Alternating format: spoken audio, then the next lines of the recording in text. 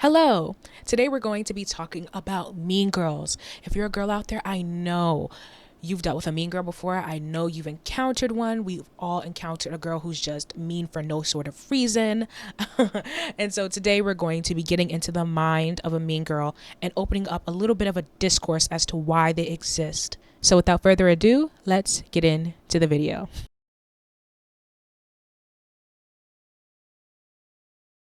Otherwise, this video would have been way too long. Now, while reading this article or, listening to this video, parts of it can be quite uncomfortable, right? I mean, like, no one wants to believe that they ever put other women down or that they are malicious in any way, and we don't want female friendships to be betrayed. We just don't want to take the responsibility and the title onto us. We want to do these malicious things without facing the consequences of being malicious. So it's not I just don't want to believe. No, it's not I just don't want to believe.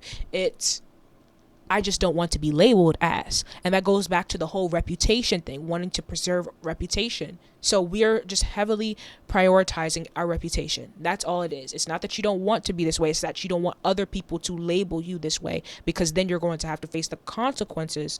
I don't think it's innocent, or it's like something that we're just accidentally doing. I think most of these specific type of women, they know exactly what they're doing. They just don't want the consequences. They don't want the label to be put on them for when they do it. In a negative light. Now, the article in itself, of course, is not suggesting that we are all a bunch of highly competitive, jealous, gossipy pricks, but it does shed some light on some of the things that I believe many of us have experienced, and it's interesting learning about where certain behaviors might stem from, and most importantly, to hopefully detect some of these behaviors in ourselves and work on them. Now, I myself have personally absolutely experienced, jealousy, sabotage, ostracization, and at the same time, I absolutely cannot, with a clear conscience, say that I myself have never taken part in those things. Of course I have, especially when I was an insecure teenager. I think we all have, and now I think we all have, but to different extents. And I think that's important. So there's a big difference between, oh, I was a bit of a prick when I was 16 because I would be jealous of the most beautiful girl in my class, and I would secretly be afraid that my boyfriend would want her more than me, versus I'm a grown adult woman and I can't stand seeing beautiful women and I actively, secretly try to put them down. There's no historical or biological excuse for being a prick.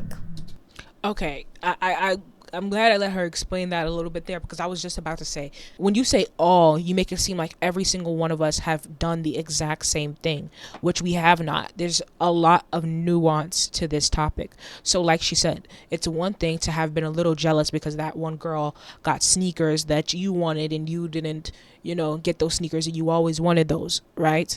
And it's a whole nother thing for you to have literally orchestrated the demise of another woman. And now I would like to share with you some of my personal experiences when it comes to female friendships, specifically some of the common traits of female friendships that fizzled out versus some of the common traits of friendships that remained. And now I want you to share your experiences in the comments as well, because I would love to read it. Now let's start. Okay, so let's begin with the common traits of friendships that fizzled out. The emotional dumper. You know, the type of friend who genuinely has no interest in you. You meet up, you spend the first hour listening to them vent, and then in the midst of it, they kind of realize that they should probably ask about you, and so they say, anyway, how are you? And you feel like you have about, 15 seconds to word vomit until they lose interest and start talking about themselves again. They ask for your advice, that they never take, by the way, and they need someone to complain to, and that person is you. Hooray. I don't put up with those types of friends at all. If you do not want a solution, do not come to me. Do not come to me if you do not want a solution. If it's something that doesn't really need fixing and you just want to vent or talk about it, that's fine. But if you're going to come to me, he's horrible, my boyfriend is horrible, like he does all these things, and every single day, every single time we speak, you have something horrible to say about him. If you don't remove yourself from that relationship and leave him in the past, you will be leaving me in the past. Better yet, I will be leaving you in the past. I'm gone. Like, I don't play that. I just feel like it's disrespectful to my time. Like, don't disrespect my time by sitting up here having me give you advice, asking me for advice, right? And you just never take it, and you never do anything about the situation. You just want to dump all over me. You gotta go. Friend who hates your happiness for no reason. I strongly hold the belief that good friends are people you are excited to share good news with. The opposite of friends who will find faults in anything you share. They supposedly get a bad vibe from your new boyfriend despite never meeting him. They criticize your promotion and try to give you a reason not to be excited about it. Eventually, you stop feeling like sharing good news with them. And then you stop feeling like sharing any news with them. The friend who is in a constant state of crisis. There is always a crazy story to tell, some drama they somehow got themselves involved in, and oh, they did not respond for a week because they lost their phone, and now they need to borrow some money from you because they spent it all on a night out and they did not think about the fact that it would cost money to take a cab home, and they flaked on your plans. Again, even though you were literally standing outside the bar, waiting for them. The male-obsessed one. It seems like they value nothing more in life than male validation. Anywhere that you go, it's so that they can meet cute guys. All the clothes that they buy, it's to make the boy stare. And they don't mind glancing over your boyfriend once in a while and joke about stealing him. But hey, it's just a joke. The bad influence. When you're simply not better or thriving in any capacity with them, perhaps you become more superficial, you drink more, you make careless decisions, and yes, you are responsible for yourself, but I would steer clear of people who encourage and celebrate poor decisions. The seriously fragile friendship. I've had best guy friends, best girl friends, and in my experience, generally speaking, the guy friends felt more reliable. After an argument, I had no fear of a friendship fizzling out, or if they were going to start distancing themselves from me now. Is it fixable? Am I still invited to their birthday? Will I now be ostracized in school? Whereas with guy friends, I didn't have those concerns. It always felt more stable, more like a sibling type of relationship where you just know that you can show up and you can call. And an argument doesn't change anything. There are some girls out there that, because they're the ones who are in competition with you, because they're the ones who are secretly jealous of you, if you finally open up and tell them that something that they're doing is like not necessarily right, once you finally do that, from their perspective, because they're already experiencing some sort of hidden animosity in competition with you, they believe that this entire time you were building up to this moment where you could break them down, and that's why they're quick to cut you off. They don't want you at the birthday, they don't want you at anything else, they don't want to see you again, they talk bad about you. That's why they do that, because this entire time they had bad intentions for you and were planting bad seeds in your life purposefully. And so now that you're giving them honest advice and you're giving them a hard wake up that they may need from their perspective, it's you finally launching your attack against them that they've actually been building against you. She was planning something against you. She was talking about you negatively. She had a problem with you all along, and now you're finally saying something to her, and so she's taking it as if you were doing the same thing. It's really all just projection. As the saying goes, if it's fragile, let it break. Different morals and values. It's important for me to note that not all friendships fizzle out just because, something serious happened or because someone is a bad person. Sometimes you just no longer see eye to eye. Sometimes you come to learn that there are some differences between you two that are too important to ignore. So let's say, for example, that you really value working hard, discipline, self-improvement, personal growth, education, and they have no interest in any of those things, and they might be very interested in other things that you don't value. So this type of misalignment could be a call for a friendship breakup.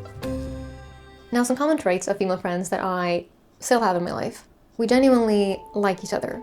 I can genuinely sense that they are happy for me, and I'm equally happy for them. I want them to do well. I want them to be happy, and when they're not, when they're hurting, my heart aches, and I want to help them. And when they light up, I light up. There is a mutual deep caring for one another. There is consistency. They're not going to disappear for a while and then come back, and I never have to wonder where we stand, if we're still friends, if they still like me, if they're sad or mad about something, or if they're not telling me, because I know that they would tell me, and I would tell them. If there's ever a disagreement, we will air it out, and we'll move on, and it's just easy like that. There's nothing to be gained from one another.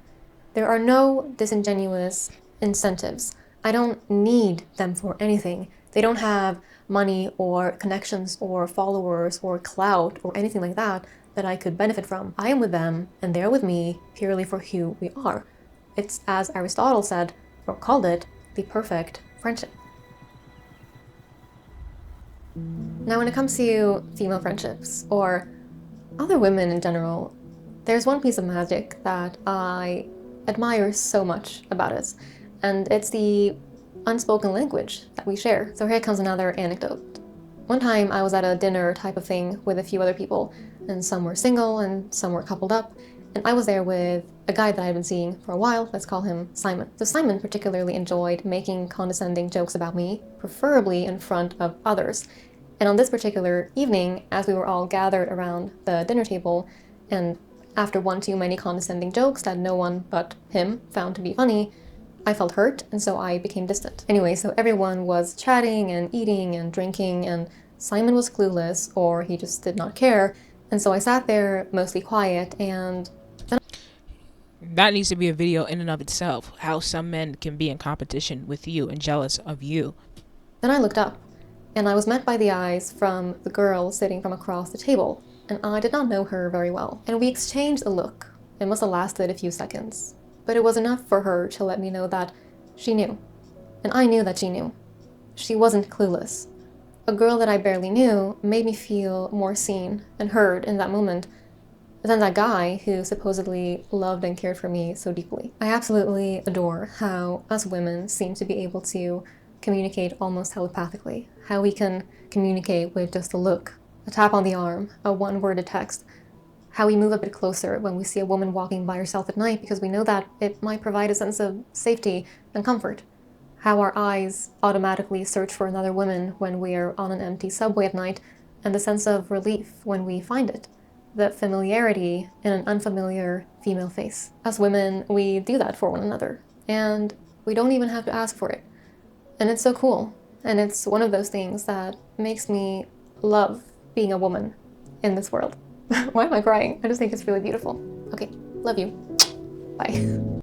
No, I definitely second that statement. I know the second I hear any type of like a woman scream or like raise her voice, anything, or if I see a woman's being bothered, I don't care. Like, I don't care. I know I'm quick to be like, do you need help? Is he bothering you? Like, I actually have a story like that. Okay, so in the subway, there's an elevator that people can take down to their train, and this woman was getting into that elevator with her stroller and another one of her female friends or relatives. It was another woman, right? As she was getting inside, this dude who was on a bicycle comes, and I'm not even kidding you. It's kind of a little bit sloped like this. So there's an elevator, and then there's a little bit of a slope, right? It was a dude on a bicycle. Keep in mind, this woman has a stroller. He rides his bicycle at top speed.